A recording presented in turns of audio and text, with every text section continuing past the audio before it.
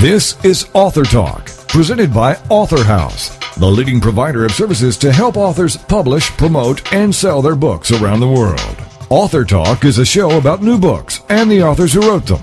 It's an opportunity for prospective readers to hear directly from the writers, to hear what inspired them to write and publish, and to hear all the inside details about their books.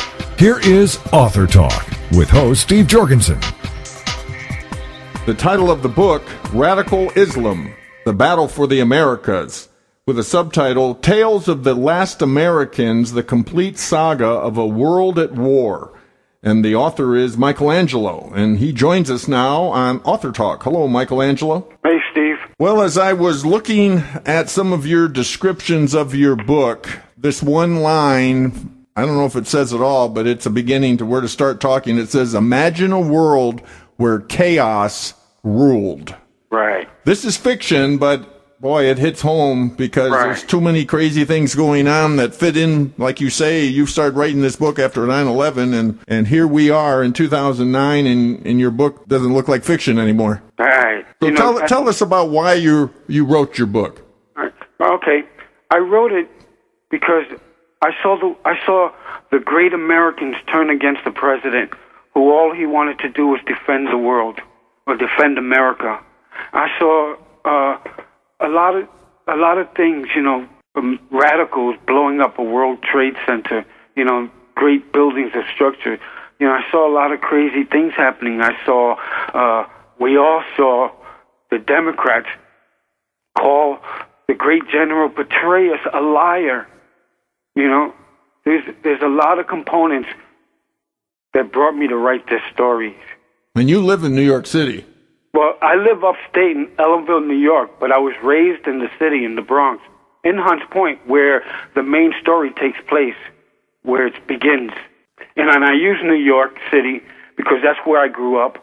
I know the streets. I know some of the underground, because after the beginning, this part is called Tales from the Underground, Well, tell us about, let's start with some of the main characters. Let's talk about, give us a little description of some of the main characters.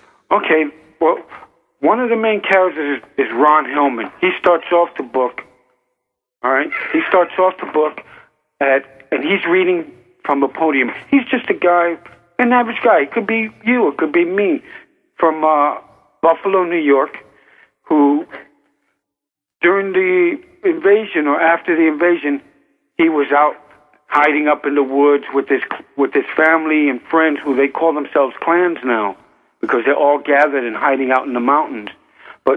And then there's Mike V's, who's the real main character to the story, and he lives in the city. He's an average Joe.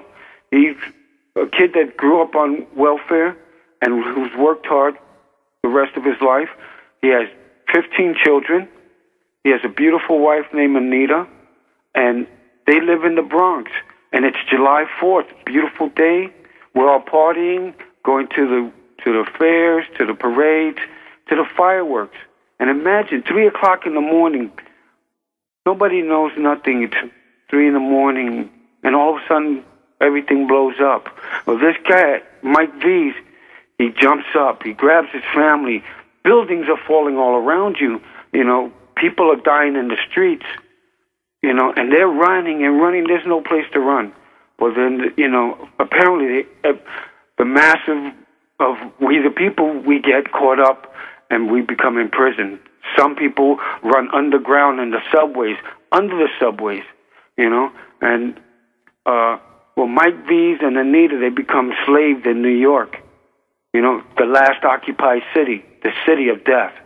For many of us who die in the city, and 20 years pass, and they meet, while they're in prison 20 years, they meet a guy named Mizzo from upstate New York, from Ellenville, and he tells the story of a village, and it's chaos in Ellenville. Because it's chaos all over the world, and so 20 years in prison, they decide they're not going to die slaves anymore. They're tired of the women being beaten, raped, and 2,000 Americans decide to get up and get out. And they climb out the back windows. They make ropes. They get out, and it's a mad dash to the Chimpanzee Bridge, where it's been destroyed, but they're going to cross the mine-infested waters of the Hudson anyway, because freedom is all that it is.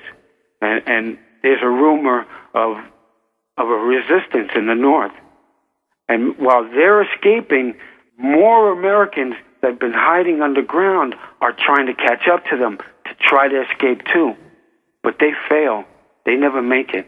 So they have to run back and hide under the city. And while Mike V's, he makes it to Ellenville, and he has a massive army behind him. Hugo, the grandson of Hugo Chavez from Venezuela. And I use Venezuela because Hugo Chavez is a dictator who's cursing the Christianity. He's taking over the oil, the banks.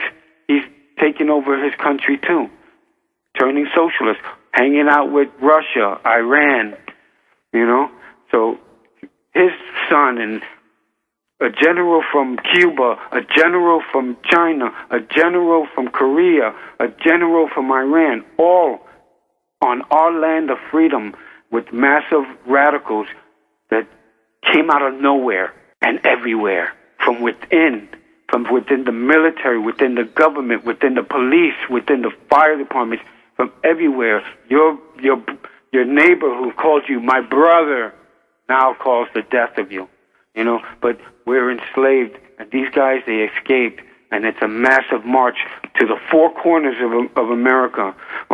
They crossed. There's a big battle in Buffalo on the Great Lakes. Mike V's almost dies, and they call him the Walking Dead.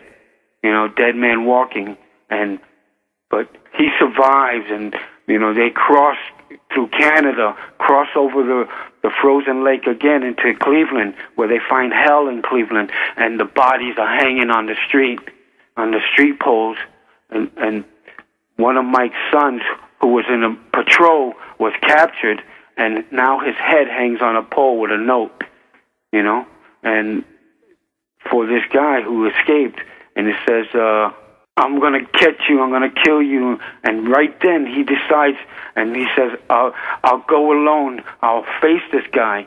But everybody stands with him, and they decide that they're going to fight back.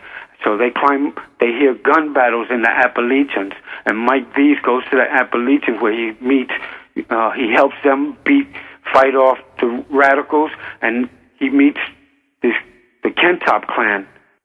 And Tom Kentop sends his younger son, John, through the Appalachians to find Americans hiding in the breast of Mother Earth, to live, to die, to fight once again for this great honor we call freedom, this gift of God. And so they march and they catch up. Well, Tom Kentop dies because of, an accidental firing. As Mike V's and Tom Kentop and their clan approach the others as they're marching west, they think we're radicals because we just took their trucks. So they fire upon us, and Tom dies. And his son, Tom Jr., takes over his clan. And when we get to Cheyenne, Wyoming, they get to Wyoming, Mike V sends Tom Kentop and this cop named Molchuk west to the Rockies, and from the Rocky Mountains they go south, and they to look for Americans hidden in the breast of Mother Earth in the mountains, and they break off and go into the desert of Nevada, and they find the secret hidden base, and there's a general called General North there, and now it's an underground city.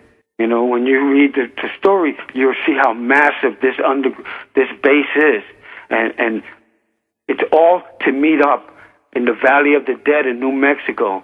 Now we're marching from the west, from the north,